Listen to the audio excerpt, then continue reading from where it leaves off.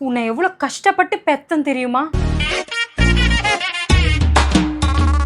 நீ பிறக்கும் போது வெறும் 32 கிலோ தான் நானு. எல்லாரும் சொன்னாங்க இந்த குழந்தை பொழைக்கும் இல்ல இந்த அம்மா தான் பொழைக்கும்னு. அம்மா அவ்வளோ கஷ்டம் அவ்வளோ வலி தாங்கி உன்னை பெத்த. எல்லா வீட்டு வேலையும் தனியா செய்வேன். இந்த இடுப்புல உன்னை உட்கார வச்சு இந்த பக்கம் தண்ணி கொடுத்த எவ்வளவு தூரத்துல இருந்து எடுத்துட்டு வரேன் தெரியுமா? இப்ப கூட அதை நினைச்செடுக்கு. எங்க அம்மா இல்லைன்னா உன்னை யார் பார்த்துருப்பா? உங்க ஒப்பனோட அப்பனுக்கு வர அப்போ உடம்பு சரியில்லாம போச்சு. அந்தால ராத்திரியும் பகலும் பார்த்துக்கிட்டு ஒவ்வொரு வேலை செய்யும் போது ஐயோ என் புள்ள எப்படி இருக்கு. உங்க அப்பனுக்கு அப்போ வெறும் 2000 ரூபா தான் சம்பளம். அதுலயே வீட்டை நடத்தி நீ ஆசைப்பட்டதெல்லாம் வாங்கி கொடுத்து எனக்கு அப்பவே ஒரு ஆசை, நம்மளுக்கு சொந்தமா வீடு இருக்கணும்னு. இந்த ஆளை நம்பி விட்டுருந்தா எல்லா சொந்தக்காரங்களும் அள்ளி தூக்கிட்டு போயிருப்பாங்க. இன்னைக்கு சொந்த வீட்டில் இருக்கிறதுக்கு காரணம் யாரு? எனக்கு கல்யாணம் ஆகும்போது 15 வயசு. எங்க அப்பா வீட்டில் நான் ராணி மாதிரி இருந்தேன்.